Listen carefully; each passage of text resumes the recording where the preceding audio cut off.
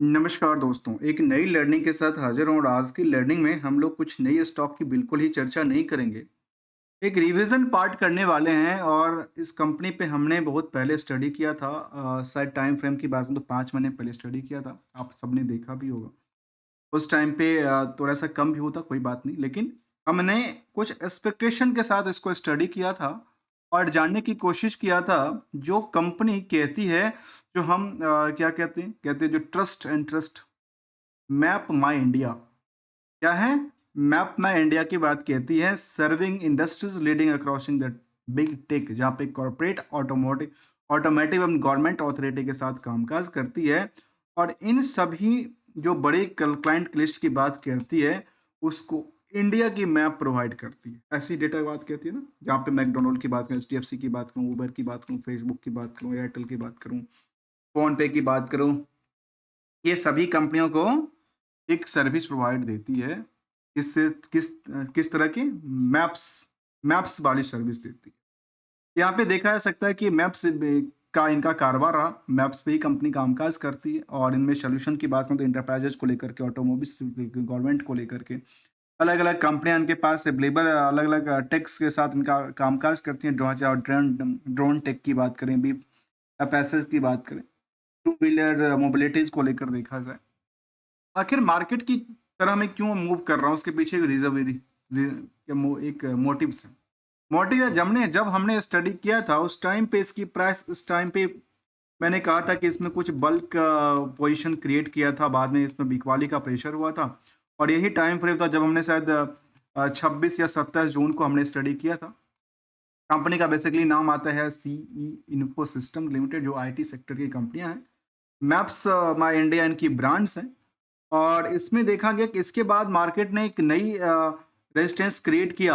उसके बाद नई सेम रेजिस्टेंस के क्रिएट करने के बाद मार्केट ने लगातार प्रॉफिट बुकिंग का सिलसिला चला और आज ये सिलसिला बना हुआ है, जो निवेशकों के पैसे की वैल्यू कौड़ियों के भाव में नीचे की तरफ लुढ़कती जा रही है। चाहे आप पिछले 1 साल के डेटाबेस को देख लें या करंटली सिचुएशन की देख लें, जहाँ पे हायर से लोअर की बात देखें, या यदि बॉटम टू बॉटम को कंपेयर करें तो उसकी बात कर लें, तो लगातार इनकी वैल्यूएशन में गिरावट देखने को मिली है। स्टॉक की बात कर रहा हूँ। आखिर क्या इनकी जो रिजल्ट का पॉइंट्स रहा वो भी लगातार गिरती नजर आई थी। चलिए जानने की कोशिश करेंगे मैप माई इंडिया को लेकर के, जो कि मैप माई इंडिया और द व्हीकल और बाकी सब चीज़ों में इनका यूटिलाइजेशन यूज होता है। जहाँ प्रोडक्टिविटीज में कहा है, हमारे पास मैप डेटा है, जियो डेमोग्राफिक्स डेटा की बात कहती है, रियल व्यू की बात कहती है, मैप पोर्टल की बात करती है, ई लॉक्स की बात करती है, एच डी मैप की बात कहती है और मीटा वर्सेस 4G मैप भी शामिल करती नजर आई है। तो क्यों नहीं इस कंपनी की तरफ फाइनेंशियल सिचुएशन को समझने की कोशिश करते हैं। तो कंपनी का बुक वैल्यू कहता है करीब 134 का, इंट्रिंसिक वैल्यू कहता है 629 का। करंट मार्केट की प्राइस हमने देखा कि हायर टू हायर करीब 1500 साढ़े 1500 के आसपास चलती है। हायर टू हायर की बात करें तो 70 से ज्यादा की इन्होंने अपनी रेजिस्टेंस क्रिएट किया था और यहाँ से कह सकते हैं कि यहाँ से नियरली 50% डिस्काउंट पे आज इसकी प्राइस चल रही है। कोई ना कोई खरीदने वाला बैठा हुआ है, कोई ना कोई बेचने वाला बैठा है। बशर्ते क्या है, सप्लाई को बढ़ा दिया गया है और डिमांड बिल्कुल नहीं है, लोग नहीं खरीदने की इच्छुक रखते हैं। जहां तक इनमें इंडस्ट्रियल की कंपैरिजन करके सवाल है, तो वहां आज भी यहाँ ओवरवेट है इसको लेकर के, बाकी कंपनियों को कंपैरिजन करके। यदि अर्निंग पर शेयर के सवाल को देखें तो वो करीब 25 रुपए अर्निंग करती है पर शेयर का और number of share 5 crore 44 lakh है, जिसकी वजह से मार्केट कैप करीब 8,300 करोड़ दर्ज कर। इन नंबर ऑफ को शेयर को देखें तो मार्केट में जो कंट्रोल की बात है, कंपनी में एक प्रमोटर की स्ट्रॉन्ग कंट्रोल है, 51% के आसपास की बात कहती है और डिविडेंड की ट्रैक रिकॉर्ड भी मेंटेन करती है। जहां तक आरओई आरओसी की आंकड़ा है तो 20% से 26% दर्ज करती है। इसके अलावा कुछ अलग, ये तो नॉर्मली हम लोग सब देख लेते हैं, कहीं से देख लेते हैं, लेकिन कुछ स्पेशल्स बात करेंगे और वो स्पेशल्स की बात ये है, जो यहाँ पे हमने कुछ अलग फॉर्मूला क्रिएट किया है, जो हमें ये दिखाएगा कि इसमें रिस्क कितना है, रिस्क किसको लेकर के, और कई सारे सवाल भी इंक्लूड हो जाते हैं। क्या कंपनी ने कर्ज लिया, कर्ज क्या किस काम के लिए लिया, क्या उन्होंने करंट रेशियो का नंबर है वो क्या इसको हिट करने की तो नहीं लिया, किसको ईपीएस को, इसका भी जवाब मिल जाएगा आगे चल करके। चलिए हम लोग इसकी रिस्क एनालाइज करने की कोशिश करते हैं। जो कंपनी 1995 में बने से ही company the data and technology product को लेकर के end platform company offering priorities digital map services का कामकाज करती नजर आई थी।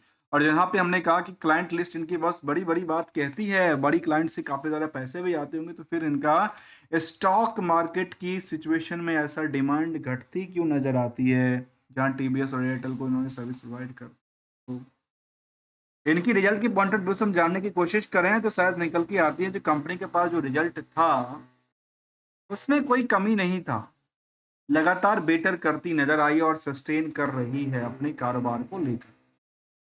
उसी नंबर से यदि हम उसी नंबर से यदि हम उनको उन परतों को देखें जहां पे इन्वेंटरी डेटा की बात करते हैं तो यहाँ पे बेटर बात कहती है, यहाँ पे लगातार इन्होंने नई रेजिस्टेंस क्रिएट करने में कामयाबी हासिल किया है। नेक्स्ट पड़ाव में नंबर की गेम को समझेंगे तो वो नंबर की बात कहती है कि कंपनी ओवरऑल खुद का भी कारोबार करती है 84 करोड़ की टर्नओवर, और ओवरऑल कारोबार कंपनी 104 करोड़ क्रिएट कर। इससे पहले इस तरह की रिकॉर्ड नहीं था। इससे पहले इनका हायर टू हायर 2024 के मार्च में घटना 107 करोड़ दर्ज करती है। इसके अकॉर्डिंग इन्होंने फिलहाल क्या कर रही है, बॉटम पे चल। जबकि प्रॉफिटेबिलिटी का आंकड़ा देखा जाए तो 30 करोड़ तो पहले भी बुक कर चुकी है, ऐसा पहली बात तो था नहीं। इसो क्या है, अदर सोर्स ऑफ इनकम काफी बेटर है, इंटरेस्ट नहीं के मुताबिक है। जहां पे इनके क्या दिक्कत क्या हुई, ऑपरेटिंग प्रॉफिट मार्जिन में इस पीरियड में आकर के लंबी गिरावट दर्ज कर, जबकि ईयरली ग्रोथ रेट कहता है इसको लेकर के जो यहाँ पे कंपनी लगातार बेटर टू बेटर क्या कर रही है, क्रिएट कर रही है। जहां बेटर टू बेटर में 136 करोड़ तक उन्होंने प्रॉफिटेबिलिटीज बनाई है। और इनको लेकर के जब हमने नेट प्रॉफिट मार्जिन नहीं, इसको छोड़ के नेट प्रॉफिट मार्जिन तो हम सब समझते हैं, हम इसको क्या करते हैं नेट इनकम मार्जिन लीजिए। जो कंपनी यदि कोई भी कारोबार करे, कहीं से कुछ पैसा आ रही है तो उस पैसे से एक्चुअल में प्रॉफिटेबिलिटी कितना कहती है, वो कहती है कि करीब 30% दर्ज करती है। प्रॉफिटेबिलिटी 30% की बात की। रिस्क को जानने के लिए जो आखिर कंपनी में रिस्क कितना है, इस 30% प्रॉफिट कमाने के लिए कंपनी कितनी रिस्क लेकर कामकाज कर रही है, उसका यदि लेखा जोखा देखा जाए तो यहाँ पे रिस्क थोड़ा सा बढ़ा है। जो क्लाइंट थे उनको डिले पेमेंट दे रही है, क्या क्लाइंट को डिले सर्विस दे तो नहीं रही है कंपनी। ये सही कई सारे सवाल उठ जाते हैं, आ जाते हैं। कंपनी का जो स्टेटमेंट आती है फाइनेंशियल्स में, उसमें बोरोइंग्स लेकर के बढ़ोतरी देखने को मिलता है, जबकि कंपनी अपने पास फिक्स एसेट लगातार वृद्धि दर्ज करती है, इन्वेस्ट लगातार करती जा रही है। और सिंपल शब्दों में यदि उधार की बात करें तो कंपनी अपने कारोबार में 113 करोड़ की प्रोडक्टिविटी और सर्विस उधार में दे रखी है। किसको, जो उन्होंने क्लाइंट लिस्ट की जिक्र किया था, इसमें ढेर सारे क्लाइंट लिस्ट की जिक्र किया था, और ढेर सारे क्लाइंट लिस्ट में उन्होंने पेटीएम और किसका, फोन पे, उमंग जैसे जो गवर्नमेंट की पोर्टल उनको लिए भी उन्होंने कहा कि हम उनके लिए भी सर्विस प्रोवाइड करते हैं। मैकडोनल्ड्स की बात करें, एटीज फिट की बात करें, इसके अलावा मारुति सुजुकी की बात करें, इन सबको ये सर्विस देती है। इसके अलावा यदि हम उन बातों को भी ध्यान रखने की कोशिश करें तो आखिर कितनी % रिस्क दर्ज करती है, तो समझ में आया कि 30% जो कमाई करने के लिए कंपनी ने 28% की रिस्क लिया, जो मार्केट में आज भी उधार पड़ा है। और यदि इसके रेशियोज के बेसिस पे देखें तो ये कहते करीब 83% की। तो अब इसमें देखती है कि रिस्क बिल्कुल नहीं है। परसेंटेज वाइज देखें तो केवल डे को लेकर के थोड़ा सा चिंता है, जो कि 100 दिन के बाद पैसा आती है। यदि ओवरऑल इनकी पिछले कारोबार की परफॉर्मेंस को समझने की कोशिश करेंगे तो समझ में आती है जो कंपनी का जो परफॉर्मेंस लेवल था वो सेल्स बढ़ रही है, प्रॉफिटेबिलिटी में अप डाउन करते प्रॉफिटेबिलिटी बढ़ती नजर आती है, जबकि स्टॉक प्राइस में डिक्लाइन करती है। और ये कह सकते हैं इसको आगे चल करके जो क्या आगे चल करके बेटर रिवार्ड क्रिएट कर सकती है। या निवेशकों का मत की बात करें तो प्रमोटर के अलावा एफआई की होल्डिंग 6% से ज़्यादा, डीआई की होल्डिंग 5% से ज़्यादा, और आम पब्लिक के पास 16% 36% की होल्डिंग है। उस 36% होल्डिंग में इसको प्रमोट करने वाले जो कंपनी कह सकते हैं जिसमें कि सबसे ज़्यादा पैसा लगा हो इसको, तो फ़ोन पे प्राइवेट लिमिटेड नाम सुनते होंगे, जिनमें फ़ोन पे का 18% की होल्डिंग लगी है। दूसरे नाम है जेनडीन कंपनी, जिनके पास 3% की होल्डिंग है। ऑलमोस्ट ये सब इनको क्या कर रहे हैं, अल्टीमेट प्रमोट करने की कगार पे हैं, अल्टीमेट प्रमोटर हो सकते हैं। क्या है, अल्टीमेट प्रमोटर की बात कर रहा हूँ मैं, डायरेक्टली प्रमोटर की बात नहीं कर रहा हूँ, लेकिन ऑलमोस्ट इसमें 1,62,000 निवेशकों का इंटरेस्ट जुड़ा हुआ नजर आता है। और इसमें इसीलिए हमने यहाँ पे देखा कि 8,000 करोड़ की 1,62,000 निवेशक जुड़े हैं, और 62x का करोड़ है, क्योंकि बाकी कंपनियों की कंपनी में ज्यादा कहती है।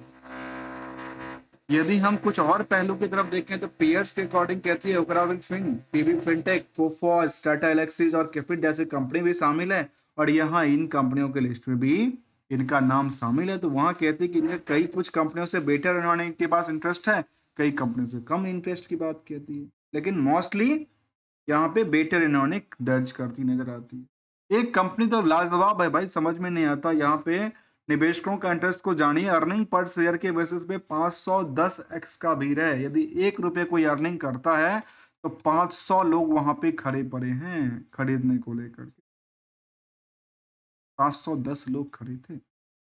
जबकि बीएसई डेटाबेस कहती है भले ही इसमें 8% की गिरावट थी, सॉफ्टवेयर प्रोडक्शन की कामकाज करती है, और इसमें किसकी वजह से गिरावट का सेंटीमेंट बनता है।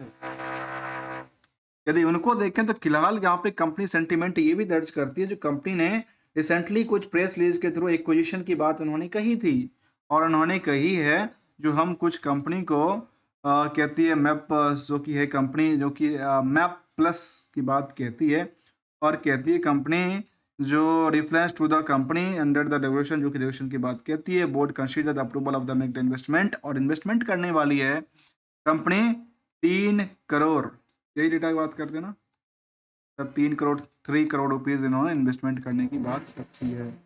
और जब कोई कंपनी अपनी कहाँ पे जीएस, ये क्या है ये इनके इसके अलावा कहते हैं जीएस कंपनीज को लेकर के इन्होंने स्पेशल टेक्नोलॉजी कहती है इनका कामकाज चलेगी, जो कि इसमें कहती है कि अप्रूव द 2 करोड़, और मतलब ऑलमोस्ट कितना हो गया, 3 करोड़ प्लस 2 करोड़, 5 करोड़ की बात कहती है।